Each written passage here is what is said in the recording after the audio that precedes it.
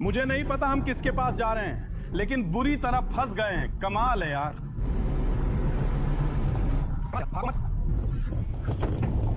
मुझे बिल्कुल भी पता नहीं है यार।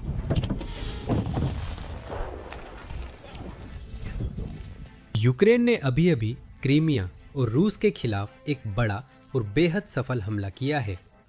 रूसी मीडिया के मुताबिक हमले में ड्रोन के साथ हाई वैल्यू नेपच्यून क्रूज मिसाइलें भी थीं। ये हमला ऐसे समय में हुआ है जब व्लादिमीर पुतिन की स्थिरता गंभीर रूप से डगमगा रही है। इस विनाशकारी हमले ने दो मुख्य लक्ष्यों को निशाना बनाया: रूस की एयर डिफेंस की नर्वस सिस्टम और रूस की ईंधन आपूर्ति।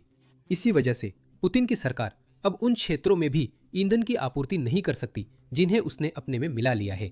क्राइमिया अब कुछ ही महीनों में दूसरी बार ईंधन की कमी का सामना कर रहा है। इससे कई नागरिकों को पुतिन के आक्रमण का समर्थन करने के फायदे पर सवाल उठाने के लिए मजबूर होना पड़ रहा है। तो चलिए शुरुआत से शुरू करते हैं। सब कुछ वहीं से शुरू हुआ। 13 दिसंबर को यूक्रेन ने रूस भर में एक बड़ा ड्रोन हमला किया, लेकिन आप लोग अपनी स्क्रीन के नीचे जो हरे तीर क्रीमिया की ओर जा रहे हैं उन्हें देख रहे हैं। असल में वो ड्रोन नहीं, नेपच्यून क्रूज मिसाइलें हैं। ये बात रूसी निगरानी चैनलों द्वारा जल्दी ही पुष्टि कर दी गई थी, जिन्होंने कहा कि नेपच्यून मिसाइलें क्रीमिया की ओर आ रही हैं। यहाँ एक छोटा सा क्लिप है कि रूस कैसे जवाब देने की कोशिश कर रहा था।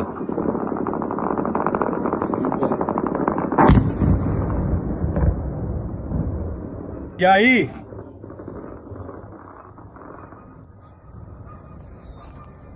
अब जैसा कि आप लोग अंदाजा लगा सकते हैं, रूस सभी यूक्रेनी ड्रोन और मिसाइलों को रोकने में सफल नहीं हो पाया। असल में सिर्फ पिछली रात ही यूक्रेन ने क्रीमिया में दो बड़े और महत्वपूर्ण हमले किए हैं।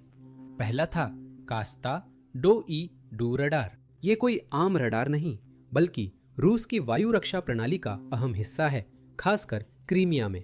इसी वजह से इसका नष्ट होना रूसी सेना के लिए इतना बड़ा झटका था। ये रडार एक लो एल्टीट्यूड सर्विलेंस रडार है, तो इसका काम है उन चीजों को पकड़ना जिन्हें बड़े रडार मिस कर देते हैं, जैसे कि कम ऊंचाई पर उड़ने वाले विमान, क्रूज मिसाइलें, ड्रोन या हेलीकॉप्टर। ऐसी चीजें बड़े रडार से निकल सकती है, तो कास्टाट रडार का काम इन्हीं पर नजर रखना है। इसका मतलब है कि रडार न होने से रूसी मिसाइलें, खासकर एयर डिफेंस वाली, अब पहले से देर में लॉन्च हो रही है। अब रूसी एयर डिफेंस अंधेरे में प्रतिक्रिया दे रहे हैं, क्योंकि उन्हें पता नहीं क्या आ रहा। इंटरसेप्टर्स भूतों का पीछा कर अपना गोला बारूद बेकार कर रहे हैं, क्योंकि वे निशाना नहीं पहचान पा रहे। रडार पूरे सिस्टम को जो डेटा देना चाहिए वो नहीं दे रहा है, और इन सब के ऊपर ये रडार सोवियत युग का रडार है। मतलब रूस के लिए इसे बस यूं ही बदलना आसान नहीं है। उन्होंने एक रडार खोया, इसलिए नया रडार लाओ। वे इस छेद को तब तक नहीं भर सकते जब तक पूरे एयर डिफेंस नेटवर्क को फिर से कैलिब्रेट न करें, और इसमें हफ्तों शायद महीनों भी लग सकते हैं। इससे यूक्रेनी ड्रोन अन्य लक्ष्यों को आसानी से निशाना बनाते हैं। यह यूक्रेनी फुटेज है जिसमें रडार को निशाना बनाया गया है, और आप अन्य लक्ष्य भी देखेंगे।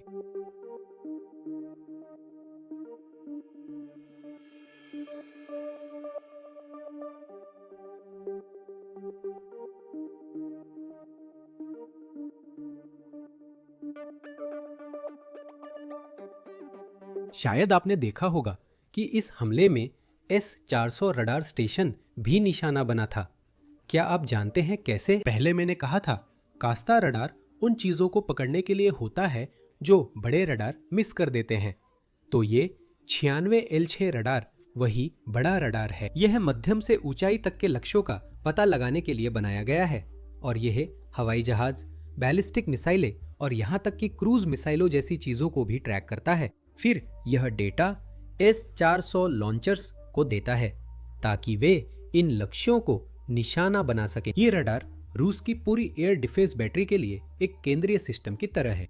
अब जब यह रडार नष्ट हो गया है, तो वह S-400 सिर्फ एक बहुत महंगा धातु का टुकड़ा बनकर रह गया है जो क्रीमिया में पड़ा है। ये तब तक कुछ नहीं कर सकता जब तक इसे डेटा न मिले कि क्या करना है। और ठीक कस्ता रडार की तरह रूस के लिए इसे बदलना भी बहुत मुश्किल है, लेकिन एक अलग वजह से।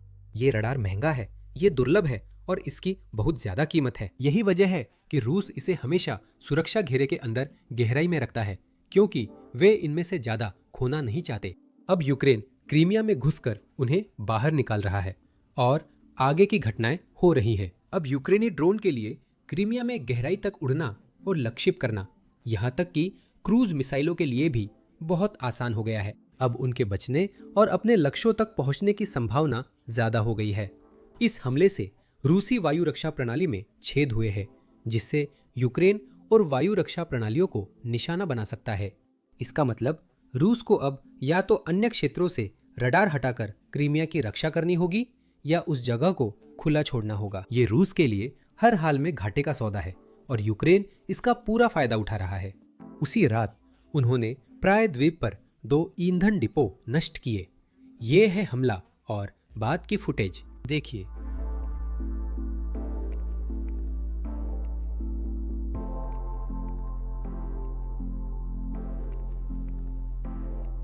इन्हीं ड्रोन ने एक ट्रेन को भी निशाना बनाया जो क्रीमिया में ईंधन पहुंचा रही थी।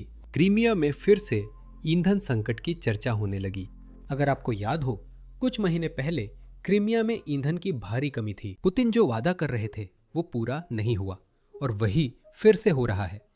लेकिन इससे पहले कि हम उस पर नजर डालें, इस चलती ट्रेन पर हुए हमले की यह फुटेज देखिए।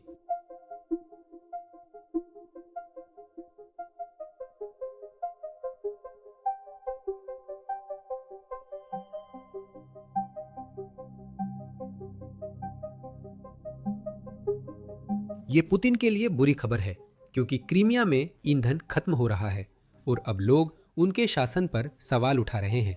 AI-95 पेट्रोल, जो रूस में एक तरह का पेट्रोल है, और डीजल कई जिलों से गायब हो गए हैं। अब जब बड़े शहरों जैसे सिमरपोल में ईंधन केवल कूपन और गाड़ियों के जरिए बेचा जा रहा है, तो ड्राइवरों को स्थानीय चैट ग्रुप्स में गैस की तलाश करनी पड़ रही है, पूछते हुए कहाँ अभी भी ईंधन उपलब्ध है।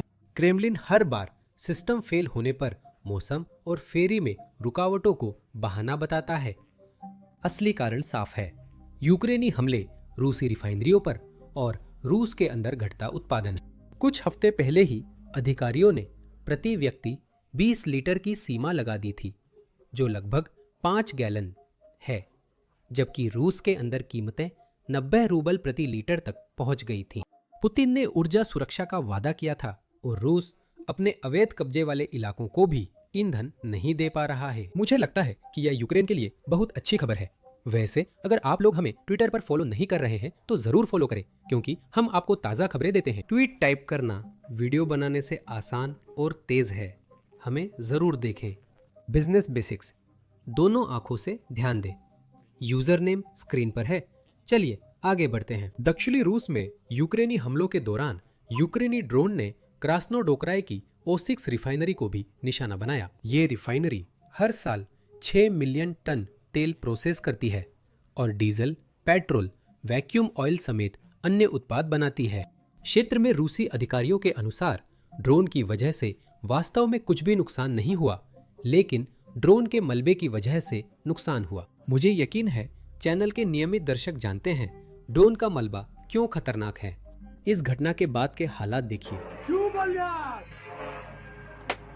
क्यों मैं? नहीं, तुम गेंदे। ओ, तुम्हारे लिए क्या? तुम खुद को मारने जा रहे हो। ए टैंक! तुम खुद को किससे मारोगे? मैं ईमानदार रहूंगा। अगर मैंने आधी रात को अपना आसमान पीला होते देखा तो मैं भी भाग जाता। जैसा आप देख सकते हैं, यह बड़ा हमला था। यहाँ उसी चीज का दूसरा एंगल है।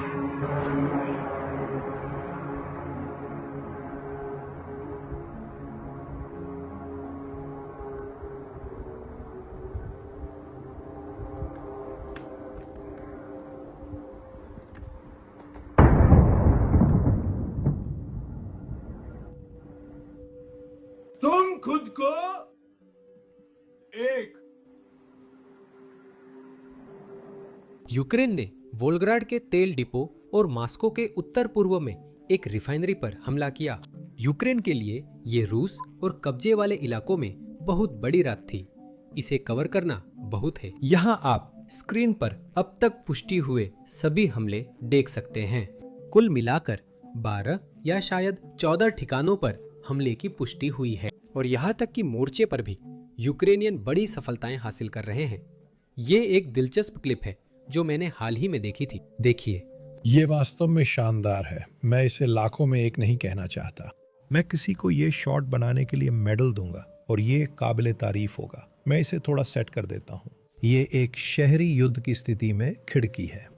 ये आदमी जानता है कि आप सीधे खिड़की के पास नहीं जाते, आप हमेशा पीछे रहना चाहते हैं। और ये आदमी थोड़ा उत्साहित हो जाएगा और वो आगे बढ़ जाएगा, लेकिन फिर उसे याद आता है कि उसे रुकना चाहिए। लेकिन उसे जो सामना करना है वो एक ड्रोन है, कम से कम 250 शायद 300 फीट दूर। और देखिए वो इसके साथ क्या करता है।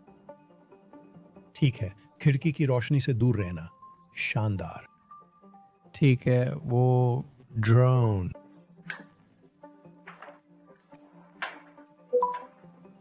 देखो उसे वापस आते हुए, एक ही शॉट, और उसने कमाल कर दिया। बिल्कुल सही दोस्त, दोब्रो, ये सब ने कर लिया है। ये हाल ही की घटनाओं में से एक है, क्योंकि नोवोरोसिस्क पर सिर्फ एक यूक्रेनी ड्रोन और हवाई ड्रोन हमला नहीं हुआ है। यही जगह है जहां काला सागर बेड़ा पीछे हट गया था, क्योंकि क्रीमिया उनके लिए बहुत खतरनाक हो गया था। आप यहां देख सकते हैं कि क्या हो रहा है। हवा में फ्लेयर्स हैं, एंटी एयरक्राफ्ट तोपें फायर कर रही हैं। उन ट्रेसर्स को देखिए, और उन सभी गोलियों को कहीं ना कहीं गिरना ही है, और वे अपने ही शहर में फायर कर रहे हैं ना। यहाँ किसी को कोई परवाह नहीं है। ओ वाह, ठीक है। तो ये मेरे सवालों में से एक था उन क्लिप्स के लिए जो आने वाली थी। ठीक है, आप लाइट्स को देख रहे हैं जब वो उसी रंग की होती हैं। मैं सोच रहा हूँ फ्लेयर है, और जब वो पानी से टकराती है तो बुझ जाती है। लेकिन देखिए अभी एक और फ्लेयर ऊपर जा रही है। रूसी लोग आसमान रोशन कर ड्रोन और पानी पर बिना चालक के जहाज देखने की कोशिश कर रहे हैं। हवा में दिखने वाले ट्रेसर के साथ करीब 10 और गोलियां होती हैं। उसके बाद एक और फ्लेयर ऊपर जा रही है। ठीक है, उसे देखो, और देखो कि वे शहर की ओर क्या फायर कर रहे हैं। ये पागलपन है। सीधे शहर में। अभी ड्रोन को देखो, बूम। ये कितने खतरनाक हैं। ट्रेसर तुम्हें बहुत बुरी तरह मार डालेगा। मेरा मतलब है जैसे तुम हो वो बस इसे चला रहे हैं। क्या तुम्हें लगता है कि इससे शहर में लोग मर रहे हैं या नहीं? हाँ, अगर तुम खिड़की के पास खड़े हो तो ये मार सकता है। वो बहुत है, भले ही इसकी संभावना बहुत कम हो। मुझे लगता है अगर ये हर रात या दूसरी रात हो रहा है तो जरूर कुछ मौतें होती होंगी, सिर्फ रूसी ट्रेसर से। रूसी सतह से हवा में मार करने वाली मिसाइलें कई बार ऊपर जाकर यू टर्न लेकर अपने लॉन्चर को ही मारती दिखी हैं। वे रॉकेट मोटर से ऊपर जाते हैं, कुछ गड़बड़ या गाइडेंस सिस्टम में दिक्कत हो जाती है और वे शहर में गिर जाते हैं। इस आदमी की चलाई हर गोली कहीं ना कहीं गिरेगी, और वो खुले इलाके में गोली चला रहा है। वो एक सतह से हवा मिसाइल थी जो जमीन के काफी करीब से गई और मुझे कोई विस्फोट नहीं दिखा। वहाँ एक और सतह से हवा मिसाइल है, आप देख सकते हैं। आप जान सकते हैं वो सतह से सतह मिसाइल नहीं है, क्योंकि वो किसी हवाई लक्ष्य को निशाना बना रही है। ऐसी वीडियो बनाने की एक समस्या है जहां हम बहुत सारे ड्रोन हमले दिखाते हैं, भले ही कोई इंसान या रूसी सैनिक घायल नहीं हो रहे हों। YouTube अक्सर हमारी वीडियो को डिमोनेटाइज या बैन कर देता है। असल में पिछले हफ्ते YouTube के अनुसार हमारी 4 वीडियो डिमोनेटाइज हो गई थी। ड्रोन स्ट्राइक या फ्रंट लाइन फुटेज दिखाना विज्ञापन दाताओं के लिए उपयुक्त नहीं है, इसलिए वीडियो पर प्रतिबंध लगता है। लेकिन यही आधुनिक युद्ध की सच्चाई है, और यही युद्ध यूक्रेनियन लड़ रहे हैं और उसमें जिंदा रहने की कोशिश कर रहे हैं। तो हमें लगता है कि इन सब चीजों को कवर करना जरूरी है, और इसी वजह से हमने अपना खुद का प्लेटफॉर्म बेसिक्स इनसाइडर लॉन्च किया। हमने इसे खुद बनाया है, इसलिए कोई पाबंदी नहीं है। हमें अपने ड्रोन स्ट्राइक को ब्लर करने की जरूरत नहीं है, हमें अपनी फ्रंटलाइन फुटेज को ब्लर करने की जरूरत नहीं है, और हमें रूसी एयरबेस के तबाह होने को भी ब्लर करने की जरूरत नहीं है। इसके अलावा हम वास्तव में साइट पर कोई विज्ञापन नहीं चलाते। इसी तरह हमें खुद को सेंसर करने की जरूरत नहीं है, सिर्फ इसलिए क्योंकि विज्ञापन दाता हमारे कवरेज से खुश नहीं है। हम साइट को आपके समर्थन से फंड करते हैं, न कि विज्ञापनों से। अगर आप ऐसे कवरेज में रुचि रखते हैं और आप हमारे वीडियो बिना सेंसर किए देखना चाहते हैं और बोनस कंटेंट पाना चाहते हैं जिसे हम यहाँ YouTube पर अपलोड नहीं कर सकते, तो जरूर basicsinsider.com पर हमारे साथ जुड़े। आप डिस्क्रिप्शन में दिए गए लिंक पर भी क्लिक कर सकते हैं या अपनी स्क्रीन पर दिख रहे QR कोड को स्कैन कर सकते हैं। जुड़ने पर आप वो सारा कंटेंट देख सकते हैं जो हमने पहले ही अपलोड किया है और वे सभी वीडियो भी जो हम भविष्य में अपलोड करेंगे। इसके अलावा आप हमारे कवरेज और हमारे चैनल को सपोर्ट करेंगे, इसके लिए आपका बहुत बहुत धन्यवाद। मेरा नाम सैम है और मैं आप सबसे अगले वीडियो में मिलूंगा।